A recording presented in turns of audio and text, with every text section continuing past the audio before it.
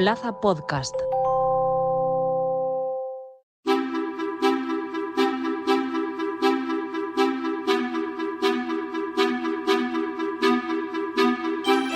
Un fallo global en el sistema de Microsoft causaba la semana pasada un atasco en los aeropuertos de todo el mundo. Más de 1.000 vuelos fueron cancelados, además de los problemas que se producían también en servicios sanitarios, financieros, en la industria y en algunos medios de comunicación.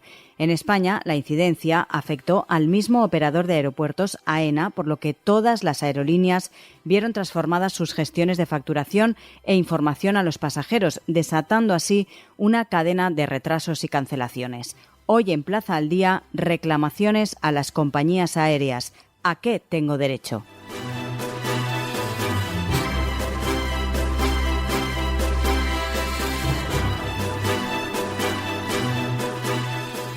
Explicaba hace un instante que el fallo de Microsoft la semana pasada provocó un caos en muchos aeropuertos españoles y también internacionales, pero los problemas con los vuelos son algo, por desgracia, habitual y más en época de verano. Para explicar qué derechos tienen los pasajeros que han sufrido o que pueden sufrir estas vacaciones problemas con sus vuelos, saludamos a Silvia Huerta, es la delegada de OCU en Valencia. Señora Huerta, muy buenas. Hola, muy buenas. Vamos a plantear diferentes supuestos. El primero, y un poco también el que más choca y el que más preocupa, nos cancelan el vuelo de repente, sin avisar o sin previo aviso. ¿Qué podemos reclamar y cómo, señora Huerta? Bueno, pues aquí en este caso, con independencia de la causa de la cancelación, si la compañía nos ofrece llegar a nuestro destino con menos de 2 horas de retraso, el consumidor puede elegir entre aceptar esta alternativa o que le devuelvan el importe íntegro de su billete. Esta devolución se tiene que efectuar en el plazo máximo de 7 días. Además de eso, en todos los casos se tiene que dar una asistencia al usuario, es decir, se tiene que dar comida, bebida, alojamiento si fuera necesario, desplazamiento, etcétera. En todo momento tiene que estar asistido e informado. Y luego sí que es verdad que dependiendo de las causas por las cuales se haya producido esta cancelación, tendremos derecho además a unas compensaciones económicas o no. Es decir, si la cancelación se produce como una causa no extraordinaria, en este caso tenemos unas compensaciones económicas que dependerán tanto de la distancia como de si nos ofrecen una alternativa.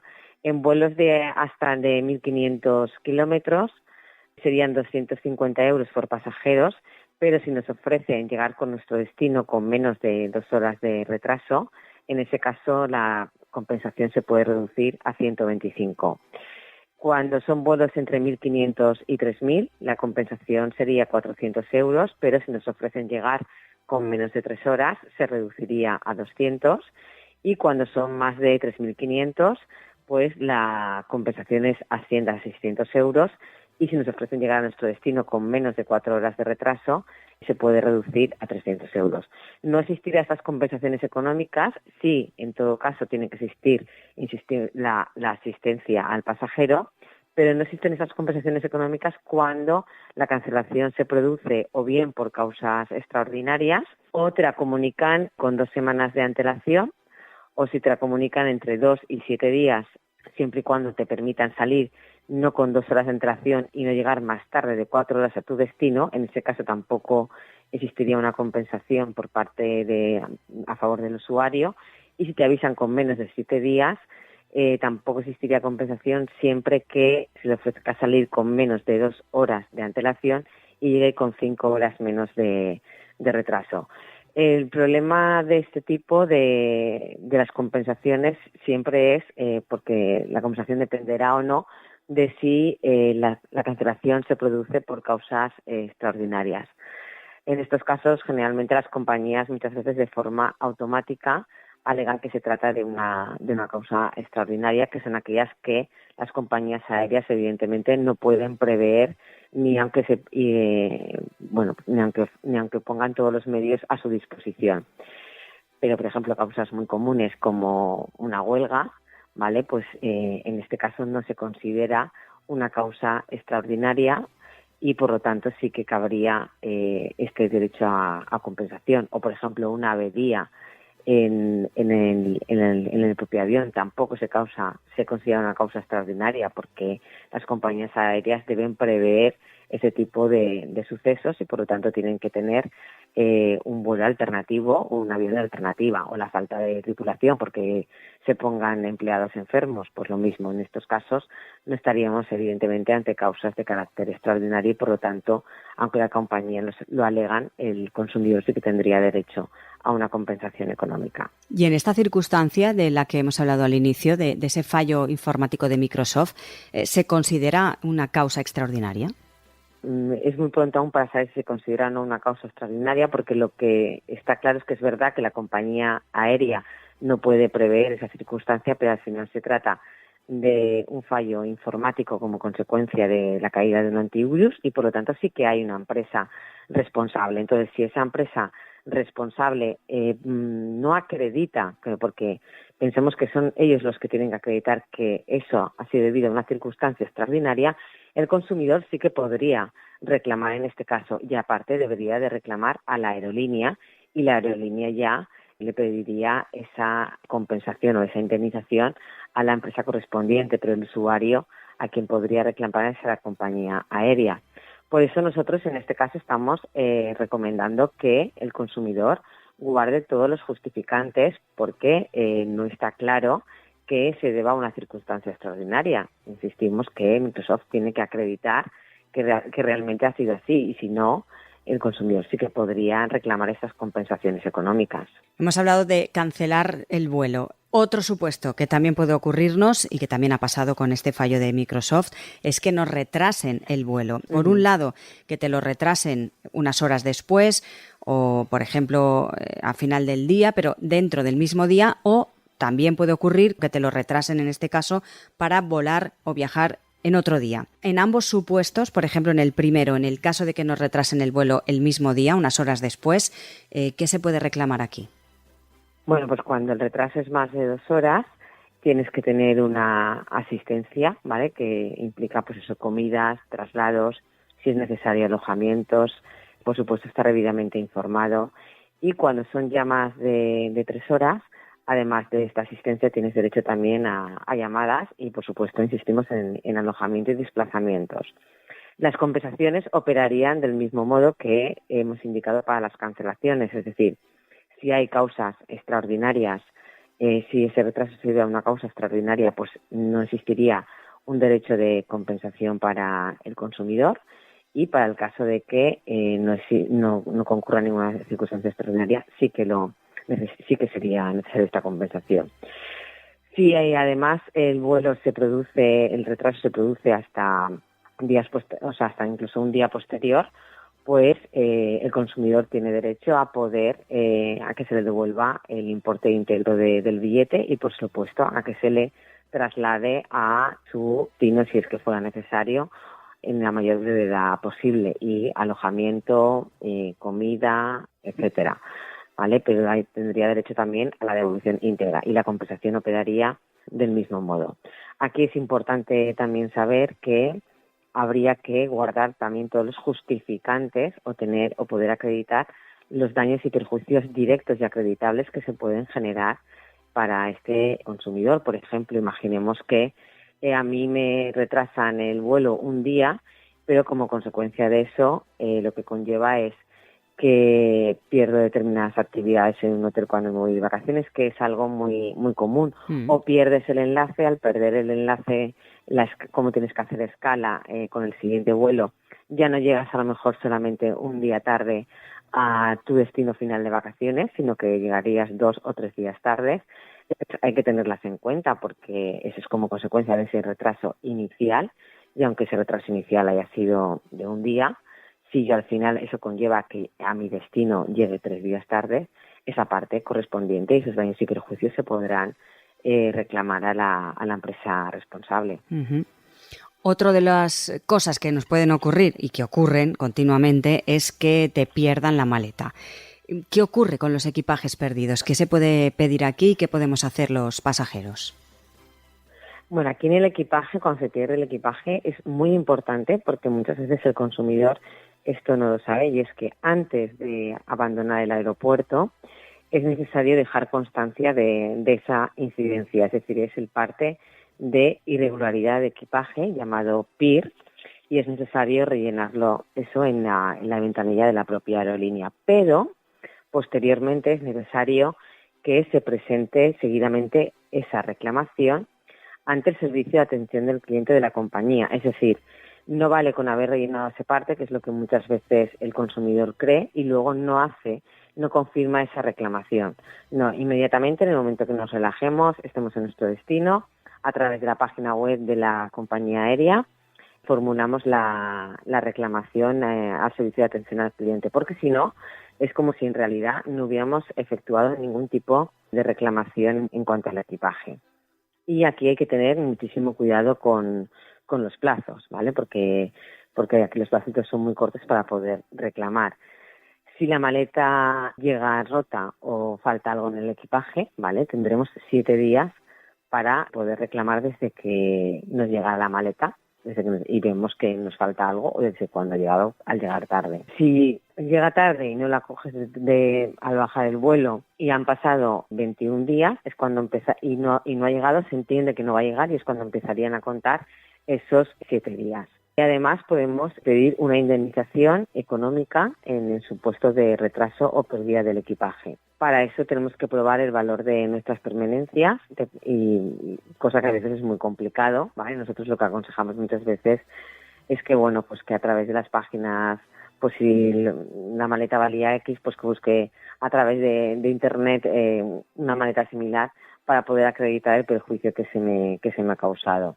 Si no, lo máximo que podremos reclamar, que es lo que viene reconocido en la legislación, son 1.200 euros, ¿vale? Pero lo de las maletas, principalmente hay que recordar eso, que no solamente hay que rellenar ese parte de incidencia, nada más bajarnos del aeropuerto, sino que además tenemos que poner luego la reclamación en el servicio de atención al cliente. Solucionado también el tema del equipaje, otra de las prácticas que se suele todos los años hablar de ella y que continuamente también sucede es el overbooking. De hecho, hace un par de días leía yo también en otro medio de comunicación que una compañía aérea volvía a dejar en tierra a pasajeros por overbooking. En concreto, era un vuelo entre Valencia e Ibiza. Esa práctica que también utilizan muchas compañías de vender más billetes de los que realmente hay, ¿por qué se sigue haciendo y por qué afecta tanto en verano, sobre todo, a los pasajeros que no pueden llegar a su destino y que además, como digo, estos en concreto se quedaron en tierra y no pudieron coger el vuelo? Bueno, se sigue haciendo porque evidentemente es algo legal. Y por lo tanto, como está permitido, pues se sigue haciendo por las compañías. Y ahora, pues bueno, ahora que hay más movimiento y muchos más vuelos, pues es normal que ocurra en mayor medida que lo que es en otras épocas del año, en épocas en las que no son de una temporada alta, por decirlo de alguna manera. Claro, al vender en realidad más billetes de lo que se corresponde precisamente por si existen cancelaciones, pues ahora es más difícil que eso ocurra, hay más cantidad de billetes vendidos y por lo tanto pues es más fácil que ocurra ese tipo de cosas. Aquí en estos casos, por supuesto, como tanto en la cancelación como en el retraso, la asistencia siempre la tenemos garantizada, que la asistencia implica no solamente alojamiento y desplazamiento, sino también un derecho de información y que el consumidor esté informado siempre en todo momento, que esto muchas veces no ocurre y es una de las cuestiones que más se quejan o con más quejas vemos en lo que es la asociación. Y luego pues tienes derecho a una compensación económica y esa compensación económica pues puede reducirse para el caso de que te ofrezcan una alternativa y dependen también de lo que es la distancia del vuelo.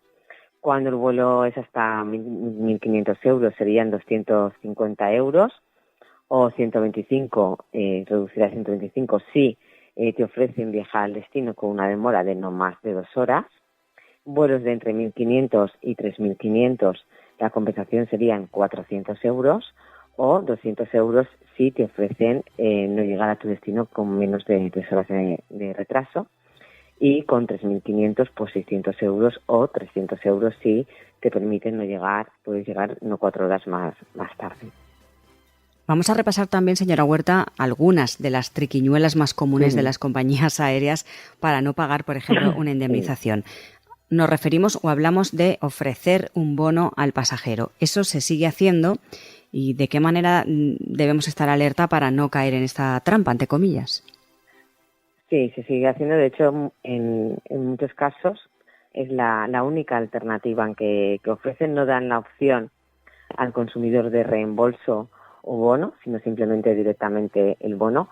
Y, por lo tanto, si el consumidor no sabe que realmente tiene derecho a que se le devuelva el importe íntegro del billete, pues muchas veces acepta el bono, que también, de todas maneras, en cualquier momento podría cambiar de opinión y solicitar la devolución, porque se trata de una práctica que ya, como es bien sabido, no se trata de una práctica legal y el consumidor tiene derecho, si él quiere, a que se le devuelva el importe. Y esta es una práctica que, insistimos, que a pesar de todo, hoy en día se sigue utilizando por las compañías y que en muchas ocasiones incluso es la única alternativa que ofrecen. ¿Vale? Por eso es importante que los consumidores estemos debidamente informados en cuanto a qué derechos nos corresponden en este sentido. Precisamente al hilo de lo que nos dice, se estima que menos del 10% de los pasajeros que tienen derecho a una compensación o a reclamarla no lo hace. ¿Sigue siendo un poco la causa el desconocimiento de los derechos que tienen todavía los consumidores a este respecto? Bueno, aunque hoy en día cada vez el consumidor está más informado porque existen más medios para poder tener esta información, ¿vale? Yo creo que a veces es también un poco la pereza del propio consumidor o las cuantías que tiene que reclamar. Nosotros siempre animamos a que se reclame, en primer lugar porque, pues porque muchas veces es verdad que las compañías automáticamente, el sistema es, te voy a decir que no, aunque tengas derecho a una compensación económica. Principalmente existen problemas en cuanto a las compensaciones económicas, o los daños y perjuicios directos asociados como consecuencia de otras actividades que te has visto interrumpida al cancelarse o retrasarse el vuelo. Generalmente cuando te tienen que devolver el billete existe una problemática menor. Nosotros animamos porque muchas veces lo que hacen es denegarte, como estaba diciendo, de forma automática. Y es verdad que hay que plantear una demanda judicial, pero en la mayoría de las ocasiones, en el momento que se plantea, la propia compañía paga esa cantidad económica o bien ni siquiera acuden a la comparecencia del juicio y el juez dicta directamente sentencia. Aquí es importante que el consumidor sepa que suelen ser cantidades las que se reclaman inferiores a 2.000 euros y, por lo tanto, no es necesario ir ni con abogado ni con procurador al juzgado. Y no va a implicar ningún coste adicional para el consumidor si reclama, solamente el tiempo que pueda perder en rellenar la demanda.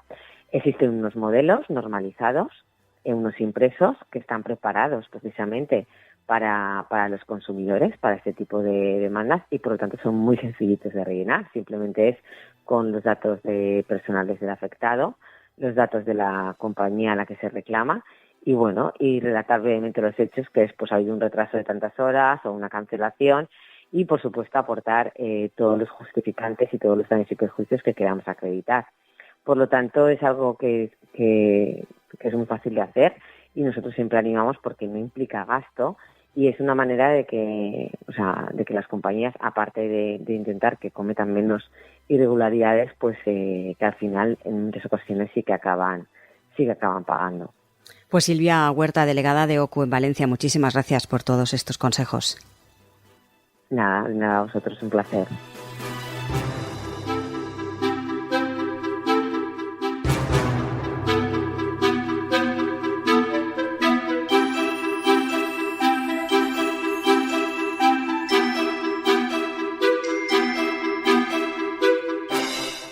A pesar de que menos del 10% de los pasajeros reclama las compensaciones a las que tienen derecho, muchas veces, debido al desconocimiento o a la pereza, el proceso de reclamación suele ser sencillo y no implica costos adicionales significativos. Los consumidores deben guardar, eso sí, todos los justificantes y utilizar los modelos de reclamación disponibles para facilitar ese proceso. Recuerden que tienen disponibles todos los episodios de Plaza al Día, así como el resto de contenidos de Plaza Podcast en nuestra web plazapodcast.es. Además, también los pueden escuchar en todas las cabeceras del Grupo Plaza y a través de las diferentes plataformas de podcast. Por último, les animamos a seguirnos en las principales redes sociales.